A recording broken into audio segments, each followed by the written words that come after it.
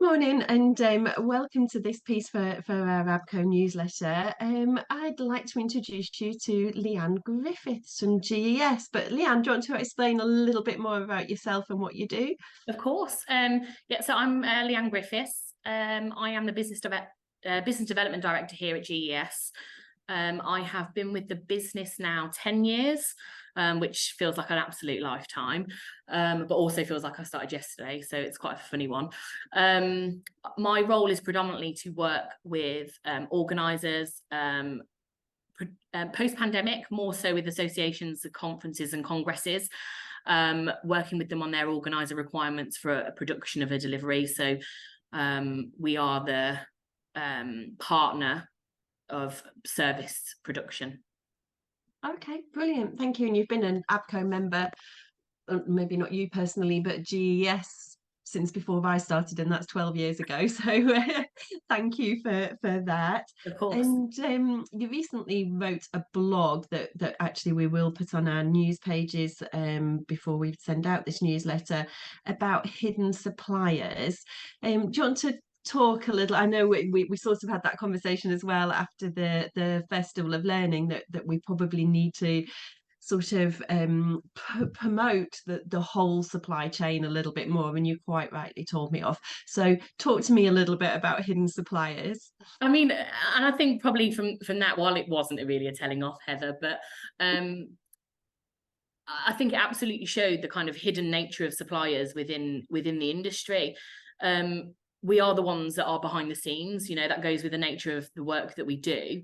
But I think as suppliers, we need to shout out a bit more about what we do and make ourselves seen and heard, really.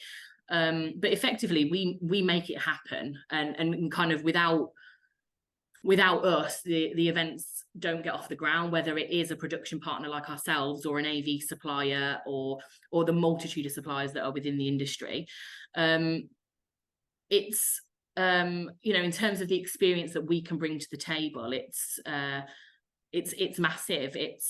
We can offer the solutions. We work with these venues week in, week out, going from multitudes of different locations and halls and look at what's going on.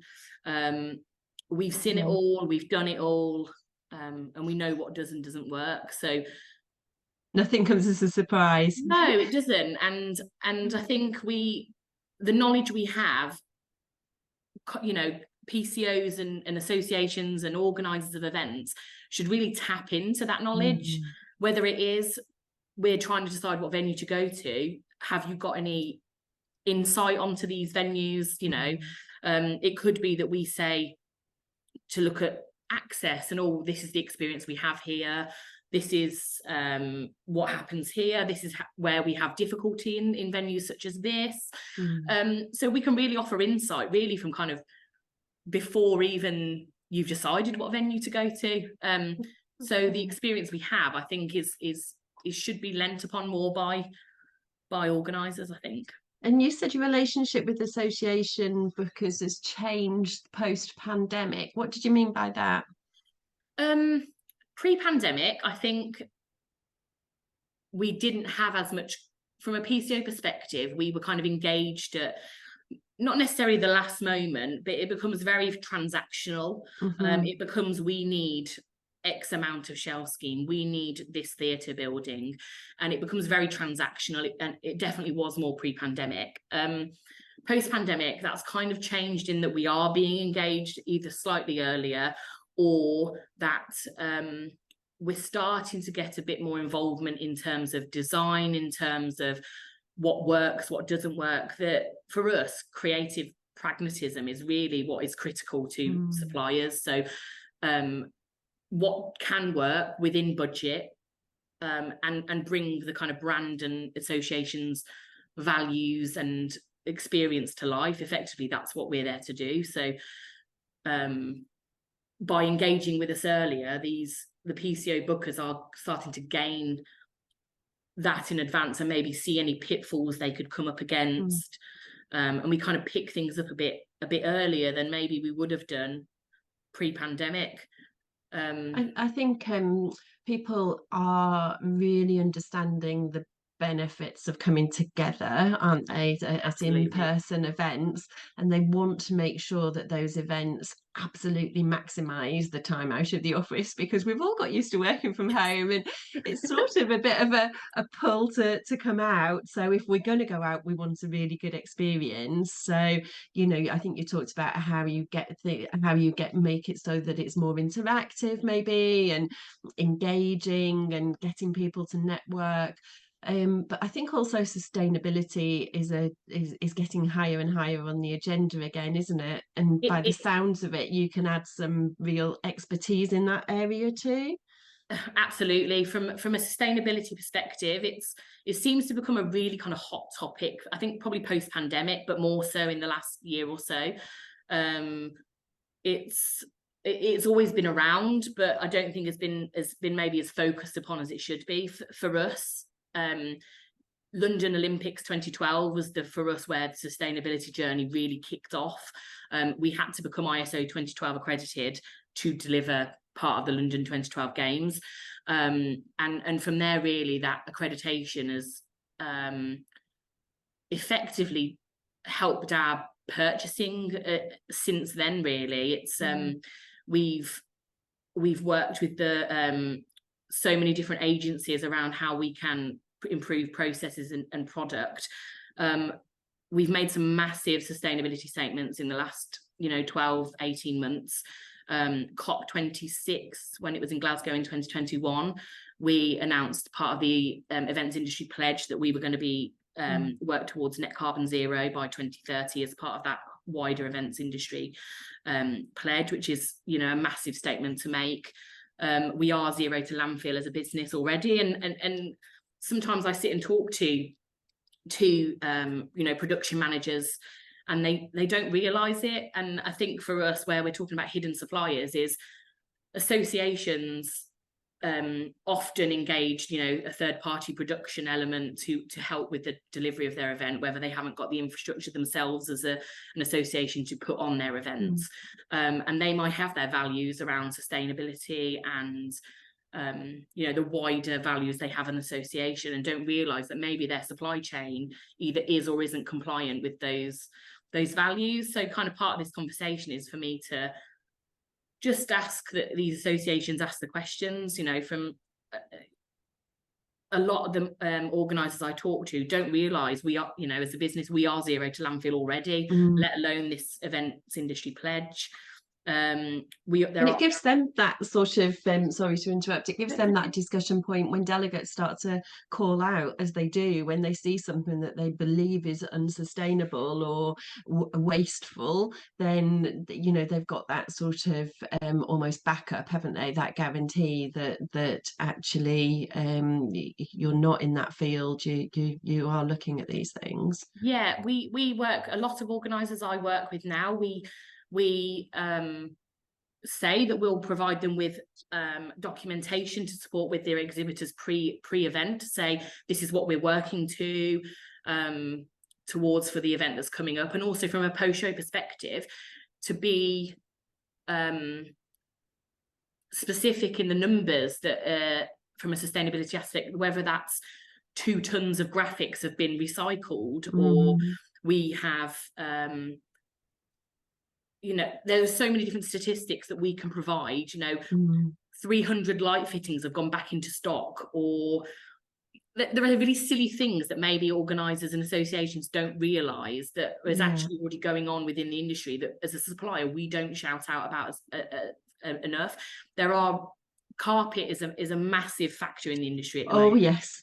In terms of whether it's from a budget perspective, but also the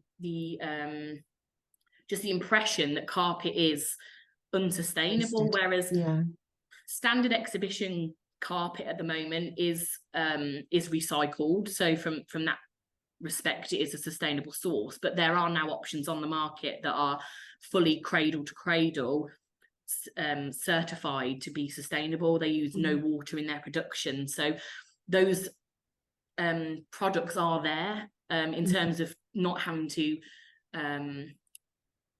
not having to suffer at the risk of the aesthetic of your event if you want, you know, because carpet can make a major impact on the aesthetic of an overall event. Graphics is another major one in terms of banners and things, and our graphics department now is, bar very minimal products which we are working towards becoming sustainable, all of our rigid format and banners are now 100% fully sustainable in terms of utilizing fabric and water-based inks. So there are a lot of things that the supply chain are doing that aren't being shouted about as much as they should be. Yeah, and the more those sort of things can be measured and talked about, the more people will measure them, won't they? It sort of it just takes the few to start in that conversation, really, and then others will follow, because I think we've done it more maybe from the food perspective, haven't we, as far as going more plant-based, making sure that there isn't the waste, just catering for the numbers, and we talk about that a lot, but we've maybe for ABCO particularly not spoken about the exhibition side, the sort of your side of life, and it is such an important part of any event. Of course, we, you know, from an event perspective now, we can make an event fully sustainable in terms of, you know, no build and burn stands. That there are initiatives such as the Better Stands Together programme where we look at the solutions being offered to exhibitors, and GES now have a no build and burn department in terms of creating those experiences for exhibitors and able to enable them the best return on their investment, and to attend events that make it cost effective for them as well as being sustainable. Initiatives and other sustainable initiatives we've done are our relocations in the last 12 months. We've moved our offices and major production to two of the large exhibition and conference venues within the UK, so the NEC and Excel, where a lot of work we do happens. That has actually just been verified. We've taken 50% of our carbon off of the roads since we've made those moves. So that's a massive statement to be making. And also the latest biggest statement I think for us is that we've now just appointed an agency called Seismic to work with us and help us get to B Corp status. You know, it's a massive sustainability, you know, tick box effectively that we can say we're, you know, in the future hopefully we'll be B Corp accredited, and we are auditing shows.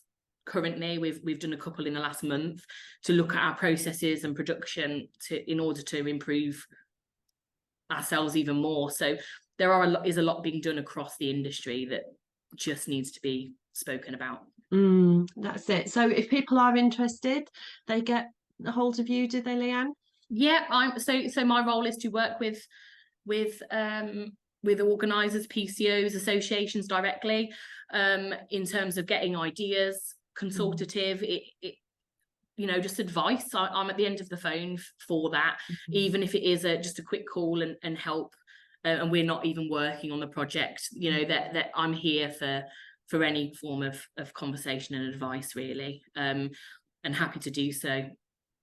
Fabulous. Yeah, it certainly came up. We had a round table the other week, and quite a few of those sort of elements came up. It's definitely something that's being spoken about, and we did say we'd speak to Kerry at Better Stands as well in a future episode. So the more information we can give, the better, isn't it, really? But any final messages before we sign off for today? I think my final message would probably be just have the conversation with your suppliers, engage them maybe earlier than you have done previously. They might, you know, any supplier might be able to help with, you know, revenue streams, sponsorship opportunities that maybe can help you grow your event. So just engage with us sooner than you maybe would have done, and let's work together as partners and build events, and hopefully in terms of from a GES perspective, our line is grow together, and we can only do that by working with you. Fabulous. Thanks so much for your time today. Thanks, Heather.